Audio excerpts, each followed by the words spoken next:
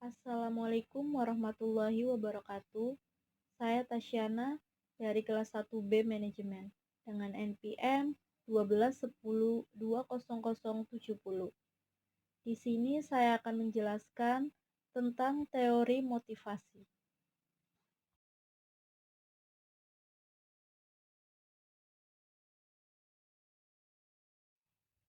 Pengertian motivasi. Motivasi adalah sebuah dorongan, hasrat, ataupun minat yang begitu besar di dalam diri untuk mencapai suatu keinginan, cita-cita, dan tujuan tertentu. Adanya motivasi akan membuat individu berusaha sekuat tenaga untuk mencapai yang diinginkannya. Seseorang yang memiliki motivasi tinggi akan memberikan dampak yang baik bagi kehidupannya. Tingginya motivasi tersebut akan mengubah perilakunya untuk menggapai cita-cita dan menjalani hidup yang lebih baik.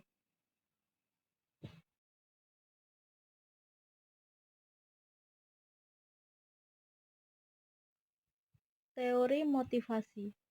Motivasi mempunyai teori-teori yang melatar belakanginya. Ada beberapa teori motivasi yang terkenal, yaitu yang pertama teori Maslow.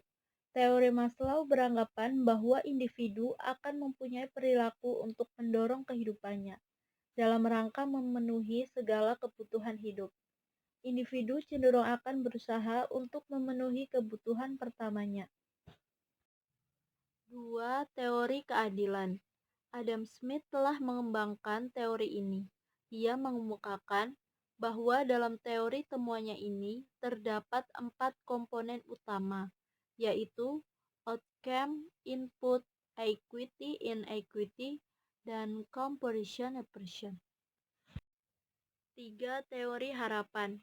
Seperti namanya, teori ini dikembangkan berdasarkan harapan-harapan individu untuk mencapai segala sesuatu yang diinginkannya, sehingga individu yang memiliki harapan pasti akan bekerja keras untuk mewujudkannya.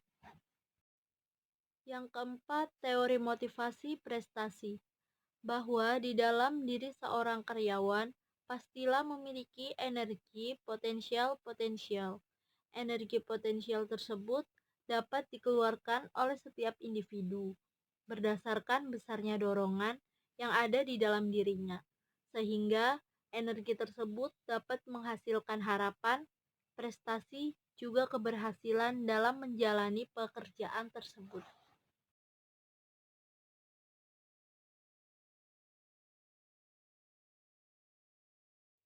Jenis-jenis motivasi ada 2, yaitu internal dan eksternal.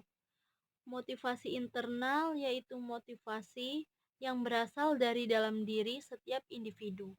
Motivasi tersebut tumbuh dari dalam tanpa adanya pengaruh dari orang lain. Motivasi eksternal kebalikannya dari motivasi internal. Motivasi eksternal berasal dari luar individu itu sendiri. Artinya bahwa motivasi ini timbul akibat adanya rangsangan atau pengaruh dari orang lain maupun hal yang berasal dari luar dirinya.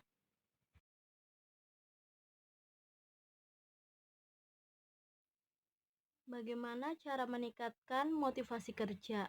Yang pertama, cari pekerjaan sesuai minat dan bakat. 2. Positive thinking. 3. Terus belajar. Yang keempat, istirahat cukup. Dan terakhir, dapatkan penghargaan yang sesuai.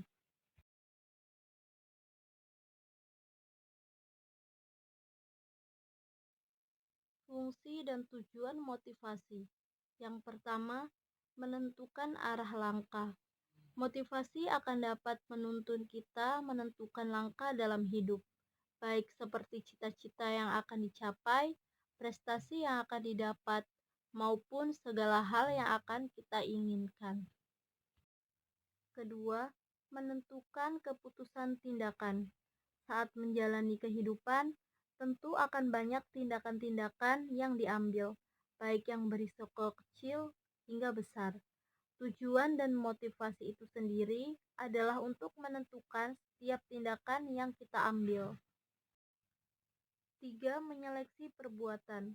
Melalui motivasi akan dapat menentukan berbagai perbuatan yang perlu dan tidak perlu. Artinya, kita akan mampu menentukan perbuatan yang memberikan hasil baik ke depannya.